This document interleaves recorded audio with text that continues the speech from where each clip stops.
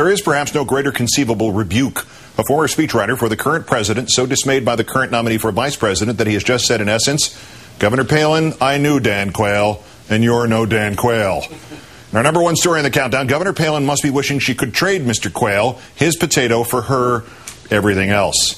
Like Quayle, Governor Palin has already become known more for her mistakes. Quayle's quintessential whopper as vice president, June 15, 1992, telling a sixth grader in Trenton, New Jersey, to add an E to his spelling of potato. The story of Dan Quayle, now says conservative columnist David Frum, a former Bush speechwriter, is he probably did 1,000 smart things as vice president, but his image was locked in, and it was very difficult to turn around. And Dan Quayle never in his life has performed as badly as Sarah Palin in the last month. I think she has pretty thoroughly and probably irretrievably proven that she is not up to the job of being president of the United States. Meantime, more Palin gems uncovered, or in this case confirmed, by the L.A. Times. Shortly after being elected mayor of Wasilla, Ms. Palin discussed her religious beliefs with a local music teacher, telling him that, quote, dinosaurs and humans walk the earth at the same time. Such a belief would jive with creationism, or perhaps Governor Palin mistook the Flintstones for a documentary. And on the CBS Evening News, again tonight, Governor Palin, when asked what newspapers and magazines she has read. I've read most of them, again, with a great appreciation for the press, for the media. Like what one specifically? I'm curious that you... all of them, any of them that have been in front of me over all these years. I have a vast variety of sources. That's a lot of newspapers. Let's bring in Washington Post columnist and associate editor and MSNBC political analyst Eugene Robinson. Gene, good evening. If you'd like to say hi to your faithful reader, Governor Palin, please feel free.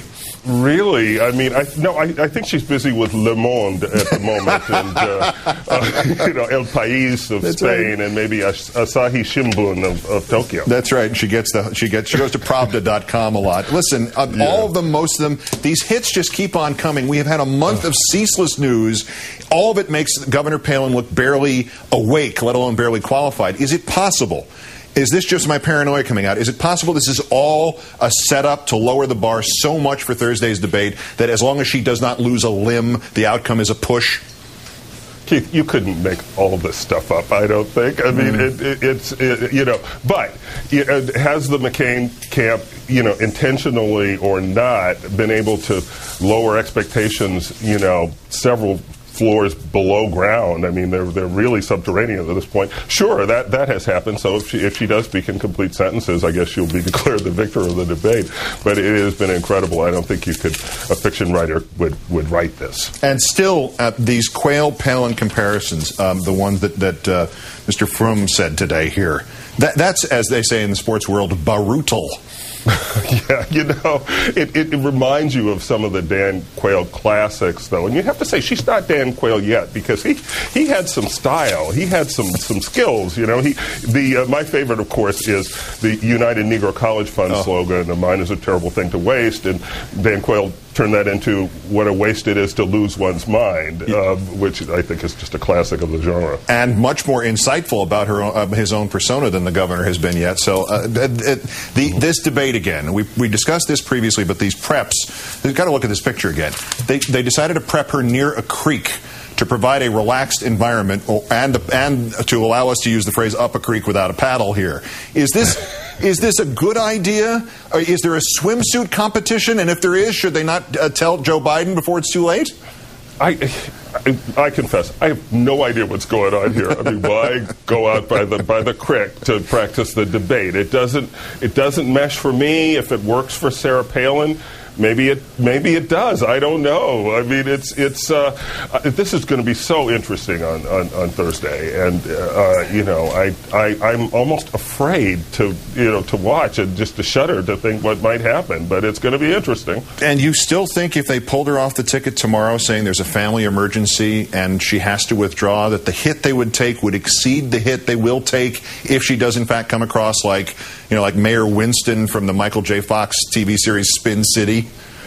I just don't think they can pull her off the ticket at this point. I think the hit he would take from the far right would be just brutal, as you said, and he might not survive it. So, but then again, Keith, and let me quote Dan Quayle now. You know, I hereby stand by all the misstatements I have made. So I could be wrong. But I mean, you'd have a natural excuse of some sort, and he could find another conservative, couldn't he? Well, he could, but you know, Sarah Palin has an X factor, you know, that appeals to a lot of people. That has really energized the electorate in a way that, you know, Mitt Romney certainly wouldn't. You know, I mean, she has something there. You're reading that out of a bunch of newspapers, and I'd like you to list all of them in the world. Just list them. Go ahead. We got 10 seconds. Any of them that they bring to me, that they put in front of me, I read. Okay? I read anything that's put in front of me, which means we could. If this fails, she's got a job at Fox News. Gene Robinson of the Washington Post and MSNBC. As always, great thanks, Gene. Good night, Keith.